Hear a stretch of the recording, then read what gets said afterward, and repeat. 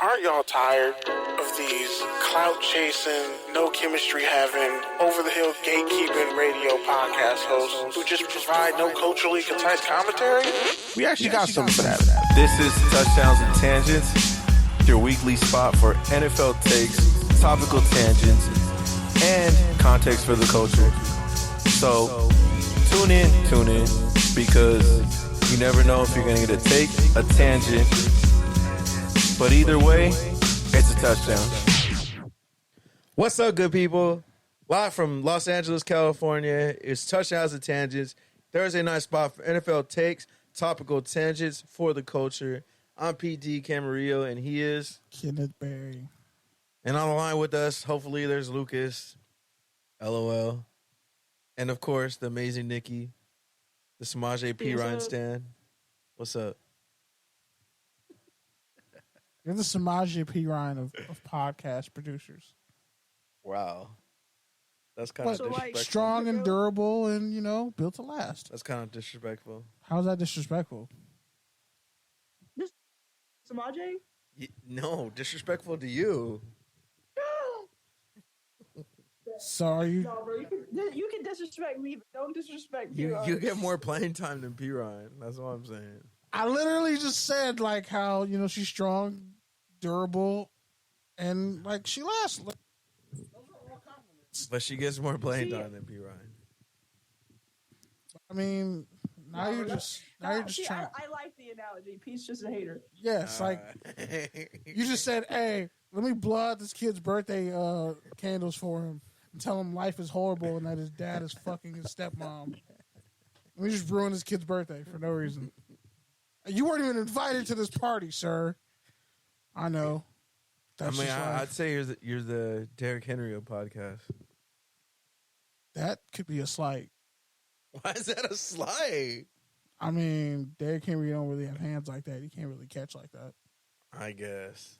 Are you calling him an elite one-dimensional character? I guess when you look at it like that, it's kind of slight. Why don't you just stick to one piece? I'll stick to one piece references. All right, well, moving on. There's a lot of shit we got to talk about this week. Is there? Free agency. The tampering. Let's talk about it. It was all fun and games until you had to write headlines about everything, huh, Kenny? Oh, man, that shit was ridiculous. The 6 a.m. shift got the worst of it because I kept getting all the emails, and I was like, fuck, I'm next. And it was annoying because, the ticker froze. So I'm just like, fuck. Someone's going to think I don't know what I'm doing or know how to spell properly. But yeah. Yay to technology that's sometimes outdated and freezes on you. But whatever. I feel like what it is. this 2 days of tampering, more real players got signed than usual. Honestly, most of the free agency is done. Oh, no, there's still good players out there, but I'd say about 60% of it is done. I'd say 55. 80%. Everything else is mostly going to be trades. 80% of guys the out raw. there. Yeah, but okay, I'll give you an example. CGJ. He's already mad because the Eagles re-signed Bradberry and Slay, and there's no money left But for it's him. bro, they were there before. He felt disrespected. Well, not Bradberry, but yeah. He felt disrespected. There's not even enough money for him left. And it's if you remember, he was a corner coming out of college, but he's an undersized free safety. But he's really a nickel corner. So you're not going to pay him $10 million a year. So he's an outlier. Clowney, just a waste of God-given talent and ability. Yannick is still young, but nobody wants him. They treat him like Will Smith. Family barbecue. Wow. That production, and just nobody appreciates him. Disrespectful. Hold on. There's more. There's also... You looking at the top 100 list? No, I don't partake in your employer's media.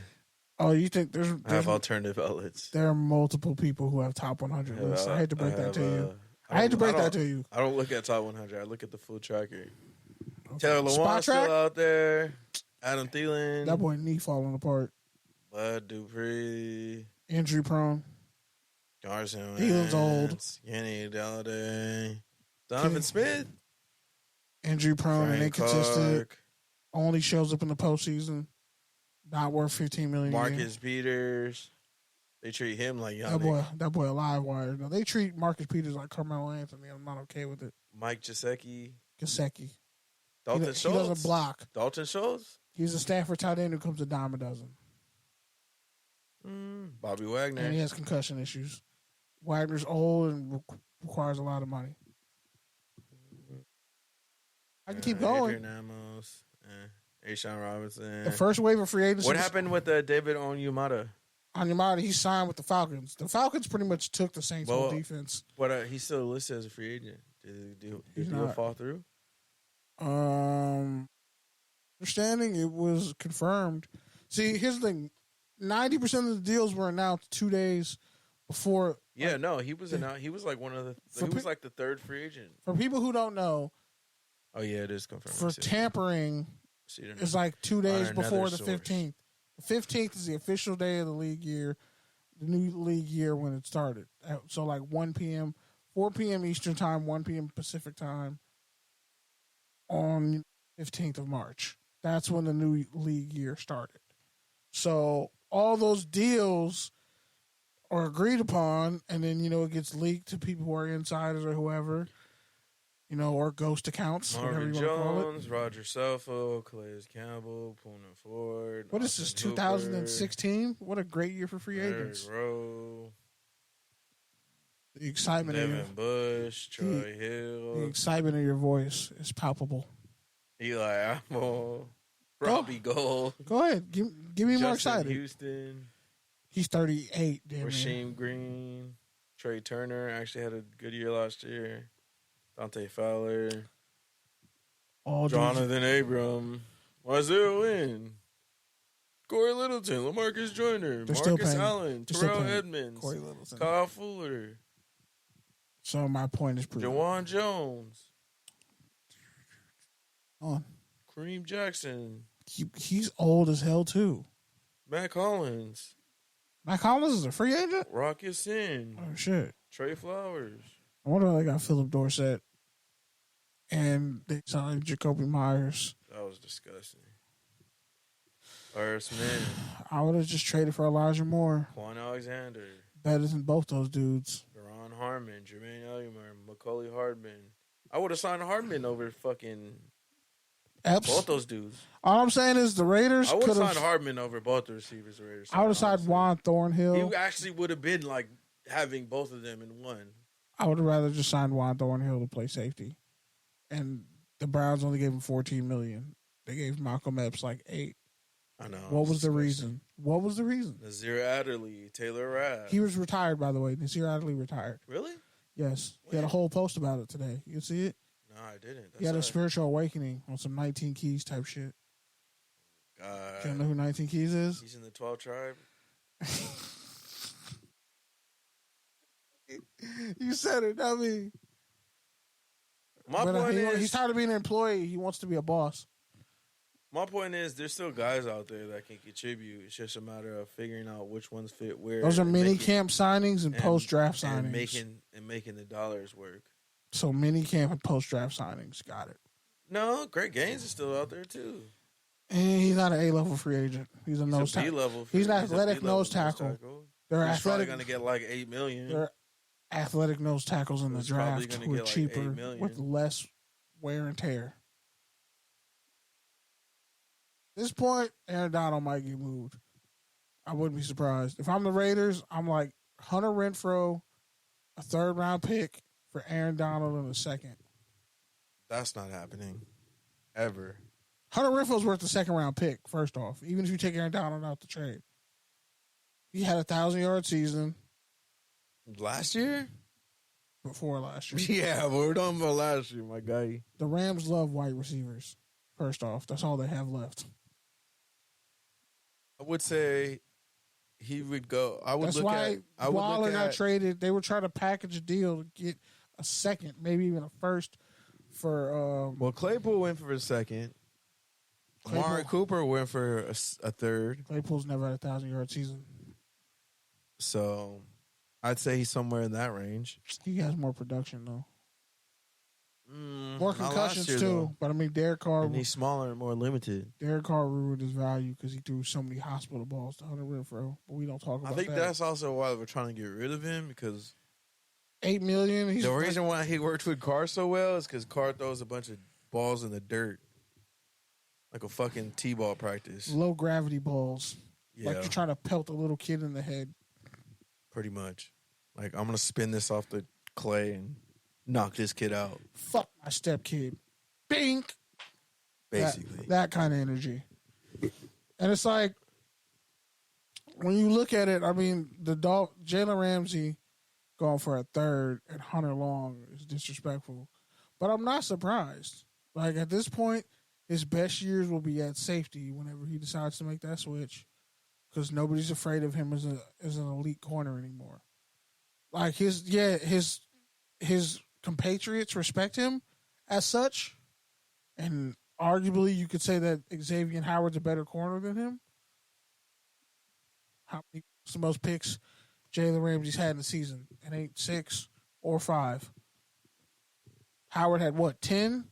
So how do you? We went over this again. How do you define who the best corner is? Asante Samuel will tell you interceptions. So if it's that, last time I checked, interceptions are better than pass breakups. He's really the better corner on the team. And by the way, fun fact: I think it's more of just who Jalen can Ramsey's take away. never played in a cold city. Who can take away his side of the field, bro? That's the way I look at it. Howard. Sometimes he'll get burnt though if he has a blown hammy. If he blows that hammy, They both will get burned. They definitely have a propensity to get burnt. But Holland makes up for it at free safety. So I think he already got an extension though. All right. Well, outside of overall free agency, there were a few trades, some rumors that went around. You mentioned Ramsey. I like the move. I think it's a low risk, high reward. I think Jalen Ramsey's probably better than anything you would have gotten in the third round. And sadly, Byron Jones got cut and he's retired. And I'm surprised teams didn't make a move for him. If all you needed was a third round pick for Jalen Ramsey, are you city climate, and you didn't go after him, you got to feel really stupid. And the Giants traded a third rounder, which was really a glorified fourth rounder. The 100th overall pick from Kadarius Toney's trade to the Chiefs. For Darren Waller, which actually I don't mind because the Raiders needed that $11 million in cap, one. They only paid Two, $600K. He didn't seem like he was happy last year or moving forward. And 3, he's only played like 14 games in 2 seasons. So we're being modest. Shout out to Unfiltered Truth because Phil Jones, Phil Roberts, and third. They've been pelted with just bullshit on Twitter from Raiders. Just toxic Raiders Twitter. Like, I'm glad I don't. all I know is I told them that we should trade Waller like 6 months ago, and they were like, "No, we should keep him." McDaniel's like saying he wants to pass catch tight end. I told them a ton of shit that's already happened, and they're just like, "Yeah, you're right." And I'm like, I told y'all that whole draft class was a failure. And guess what? Most of that draft class was a failure. Except for Hunter Renfrow. Still kind of a failure when you want to move him for a high draft pick. When you see more value in the draft pick than the player, it's a failure. No, it's homegrown. If they can get a second or third rounder, then it's definitely not. A second rounder. You want a second rounder. If they can get a second rounder or a high third round pick, it's definitely not a failure. Hunter Renfrow on the Vikings, what would he do? Stupid yardage. That's what I'm saying. Like, if you he's a high volume catch guy, and he'll do that. And he returns punts, which he shouldn't anymore, honestly. There's a reason why, like, elite receivers stop returning punts and kicks because you're going to get your head taken off. Well, Tyreek get away with it because he's faster than fucking... Overall, like, I like what the Giants did because they didn't lose too much and they got stronger on offense. Saquon and Danny Dimes. When nobody thought they were. But Daniel Dimes has no more excuses. Like, he's got a ball out this year. They kept Slayton. I'm triggered because I've heard that sentence before. And they picked up Campbell, which I like, as a third or fourth receiver for them. Honestly, I would have rather had him than Philip Dorsett. whatever money we gave Philip Dorsett. But again, They're both kind of I the digress. same player. They're not though. Campbell's like 7 years younger than Philip Dorsett. Dorsett's So still yeah, fast. that. Well, they're still fast, but they're also still fast and totally underwhelming as receivers. Campbell doesn't really get a lot of volume. He's had ass at quarterback and hasn't really gotten a lot of PT in the slot because they always Colts take receivers like 3 at a time and hope one of them sticks. And doesn't really develop the other two.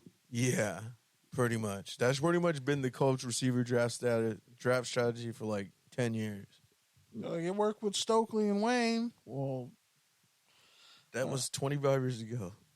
Jesus, that was 25 years ago. Odds are burning. That's crazy. Other move that went down this week, Carolina got the number 1 pick, traded up, shipped out DJ Moore, future first-round pick, future second-round pick. A lot that of really people happened on Monday? Or Sunday? Yeah. I think it happened on Saturday. Shit, that really happened in the span of like.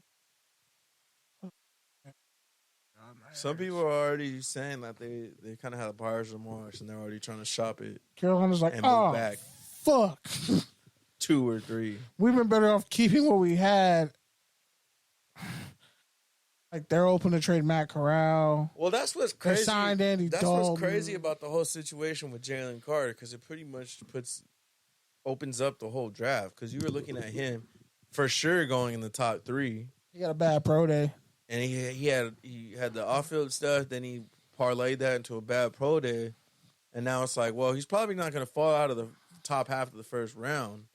But he's probably going to fall out the top 5. Maybe the top 10. And so you better you can't either you're not allowed way to drive the first year you're in the league. I think it's looking more likely like either it's looking more and more likely like 4 quarterbacks could go in the top 10 to me. Mayonnaise man. Like I'm thinking if 3 quarterbacks go 1, 2, 3 or 1, 2, 3, 1, 2, and 4, like that's a totally different draft than if there's only 2 of them that go in the top 5. I think Houston's going to go defense because they doubled down. They signed Case Keenum, and they're going to build around David Sills. And if you're a defensive head coach, what did Robert Saleh do? He built up his defense first and then put together an offense. My whole thing with that, though, is like if you're the Houston Texans, how long can you just keep punting quarterback down the line? Like, I mean, Wilson or rookie QB behind an offensive line that's not very good. And there's rumors of Larry Tunsil getting traded to the Chiefs. well, I don't think those rumors are as loud anymore because they signed a tackle who I can't think of right now. No, They man. signed the dude from the Jags. The Chiefs signed Juwan Taylor. Yeah, there you go. He's I always supposed get him and the dude from the Ravens mixed up. a Notre Dame tackle. No, the other one on the right side. Jawan. I know exactly somebody. He played for the. I think he played for the Jaguars too, didn't he? He played for the Commanders, formerly the Redskins. I'm gonna say Juwan Jones, but no, it's I think not. it is Jawan Jones. I don't know, man. There's too many dudes with similar sounding names who play right tackle. Yeah, point is, I don't remember what the point was. That everybody's price went up in free agency. Guards are getting $20 million a year. Lindstrom from the Falcons, like these. Oh, deals that's what my point was that the draft is really kind of wide open. I feel like even more so than years past. And I think free agency, because so many deals got done quick, and a lot of guys are off the board now. You look at a lot of these guys who are left. Sorry, I had to sneeze and yawn at the same time. That was weird. It hurt my chest. It burned a little bit, actually. A lot. So, pretty much, when you factor in the draft and what free agents are left, these guys could all just wait to sign after the draft.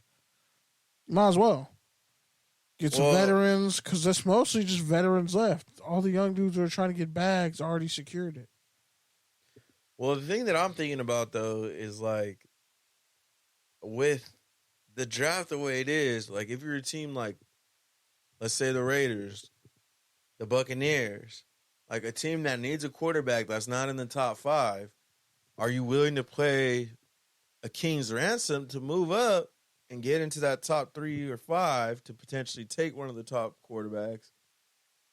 Or do you just kind of take a position of need, hold back, roll the dice in the second or third round on Hooker or Stetson Bennett or DTR or someone like that? Like, it's kind of a tough situation. You really have to know a player and kind of have a plan and kind of make it happen. But, like, I don't think this is the year to kind of fly by the bootstraps and just take the best player available. Like, yeah, you're going to take the best player available, but you still got to have a plan in place for the quarterback position, especially if you're a team that just has a bridge guy and is looking for a future guy. So that's why it'll be interesting for me to see if, like, one of those teams moves up, because that again shifts the draft. And they're saying even Carolina could move back up. So do they move back up into the top 5? There's an issue with that, right? Carolina is getting exactly what they want. So Frank Reich, he's just going to have to sign a bunch of veterans. I know, and that's the thing. Because Shaq Thompson re-signed. That's the thing is how Dante Jackson took a pay cut. But how long have C.J. Henderson? How long can these teams keep kicking the quarterback down the road? Like, I think that's why they're not doing it this year. I think the Raiders are in an interesting spot because Jimmy G's been there all day and they still haven't done a formal press conference yet. Supposed to do it tomorrow, and Raider Nation is panicking with that. Like, oh my God, is the deal going to fall through like we've seen in the past with Jimmy G? Well, they said it might be his physical. Yeah, Cole or the contract. Cole Holcomb passed his physical, so now he's on the Steelers. I don't think he's just hung over and probably didn't want to talk to the media because that video they showed, that looked like that man wasn't fooling anyone with the fresh shower and the fresh fit, bro. I like he just left the buffet. He can't wait to get there because he's starving from the night before. Yeah, that's a good way to put it. Them Vegas nights, man. Sometimes you be going for hours. That boy watching the facility like, where the bitches at, bro? Like, bro, where's the fucking food? I need orange juice and eggs. No work in a facility like that. I need orange juice and eggs and way bacon. Too fucking happy, bro. Like, you ain't fooling anybody with that smile. You either still drunk from last night or you just trying to overcompensate for how fucking tired you are. And I know because I've been in that scenario before. I need a McBrunch burger ASAP. Which, by the way, yes, that's on the secret menus at McDonald's. You can get a McBrunch burger. I didn't know there was a whole controversy for Offset and Cardi B Valentine's meal, but I get it. You essentially commercializing toxic ass relationships. I mean, comes a point in time where, but let's not act like the rest of our society doesn't already do that. If you ain't never been broke enough to share a meal with a female you care about, like, were you ever really in love? If your husband go and have a sidekick and you still can't break bread with him, then you trash. It's pretty much what Kenny's saying. That's not what I said, but I mean, that's pretty much what you're saying. She allegedly fucked Sweetie, which started. I blame Sweetie for the Migos breaking up. So there. I'm not gonna say she's at fault for Takeoff's death because that's a lot. Like, Twitter, y'all crazy. But when it comes to, hey man, sometimes when you're in a relationship, y'all just gotta go through some shit with each other, and then go eat at McDonald's and just go about your day. Because not everything has to end in a war. Bottom line is, to kind of wrap this up, I guess, a lot of these free agents who are still waiting, they're going to be waiting for a while. If you don't really get signed within like the first 3 days of free agency, especially how fast things moved. Like, the people who got signed first, they reset the market. In the second wave, they find a team-friendly deal or incentive-laden. That's why Odell still hasn't signed yet. And Odell would look good in several different places. Like, if I was the Raiders, I would have called Odell and be like, what's good? I don't have the money for that. They already gave it all to... How much money do you think Odell is worth on the open market? They gave it all to the Patriots receiver. Yep, Jacoby. How much money do you think Odell is worth? At least that. I'd say 7-8 million. Okay. So you're saying it was possible? Yeah, definitely. They just weren't going to do it. I knew they weren't going to do it. But I'm saying there's a team who will. Like, the Vikings are like, hey, let's go get Odell. No, someone's going to sign Odell for sure, 100%. I'm not saying that. I'm just saying the Raiders were never going to sign him. Yeah, but I'm saying, he wouldn't have been a quote-unquote culture fit. Even though Odell never had a teammate. Yeah, I'm just saying. I'm not saying that as far as Odell. I'm just saying that as far as the Raiders' culture, quote-unquote. Well, sad, he was on a Hall of Fame trajectory now. He's probably never going to get in. Definitely not. She just has like That's what happens when you go to Cleveland, bro. 4 straight 1,000-yard seasons or some shit. All right. Now Baker Mayfield went to the Bucks. Moving on. Which is hilarious to me. This QB market is hilarious to me. College football. Alrighty then. So I was gonna a guest next week come in and talk about this the closer we get to the draft with the Jalen Carter situation. Shout out to Phil Jones. Because, man, the more research and stuff I found out about Jalen Carter, this isn't the first. Like, he's had a string of, like, driving violations. He was doing 80 in a fucking 20 in a fucking school zone. He was doing 80 miles an hour in a school zone. Apparently, he was involved in an accident that killed a grandmother.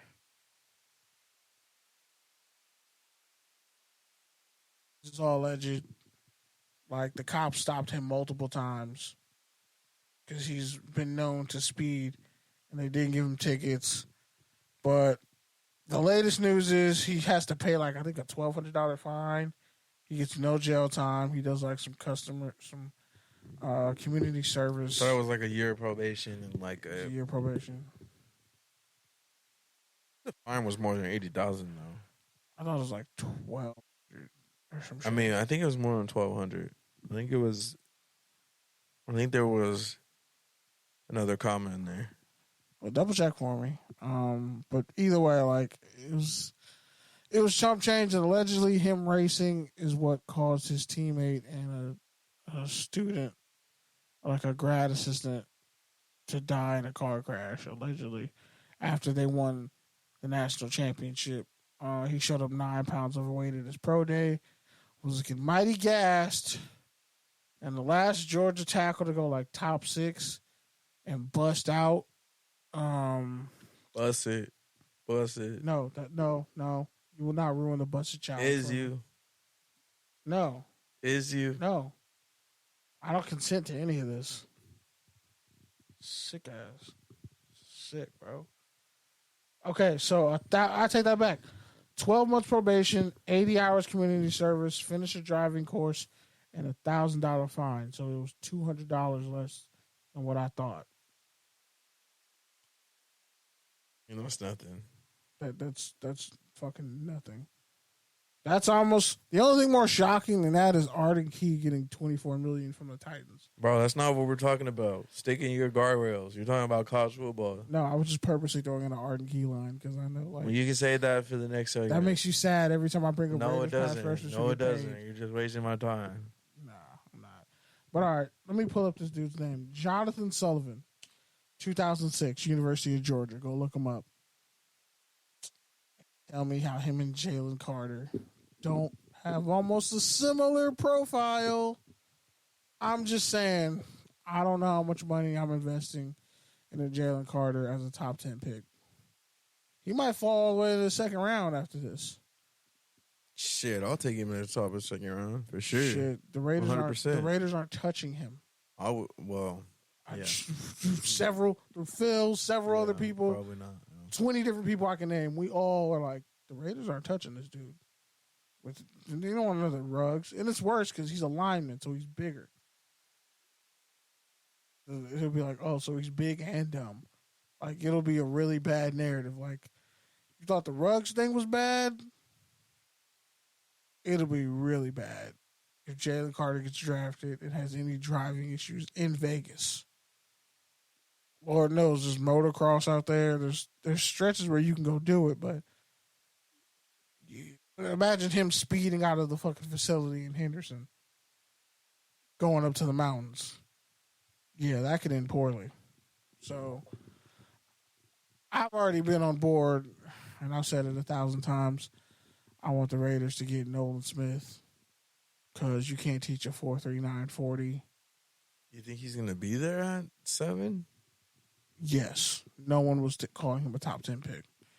And if anything, I trade down. Nah, I still don't think he's a top 10 pick based on his pass rush production, but I think he has. I think he's definitely going in the mid-20s. I'm seeing him. I think it's a Montez Sweat situation. In mocks. I think it's a Montez Sweat situation, but even more.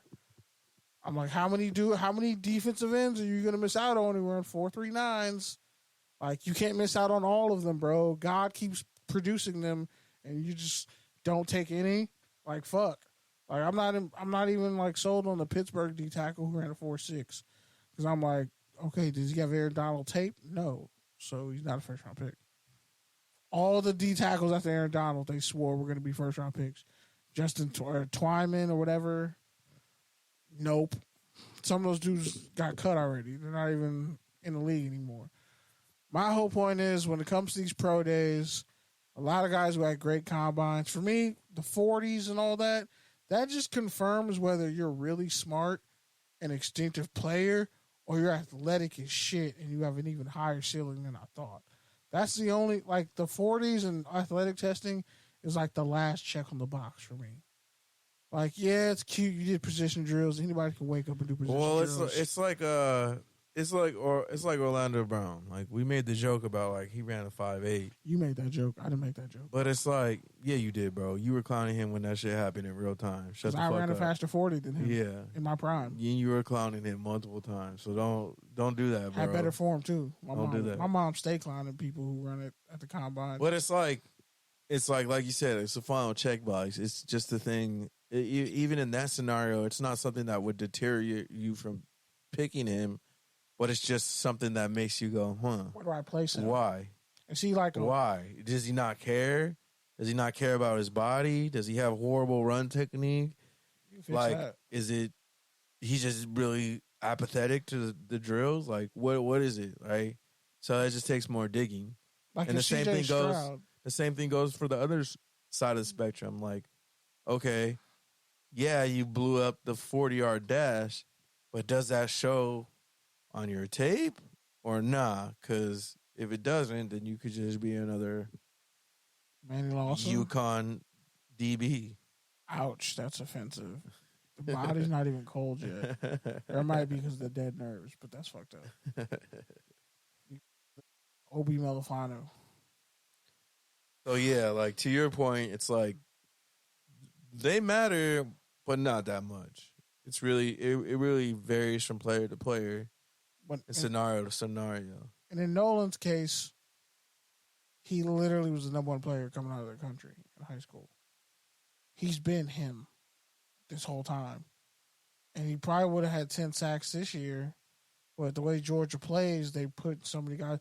Like Robert Beal, one of the backup edge rushers for Georgia, was at the Shrine game. He ran a 4.48. I never knew that dude's name.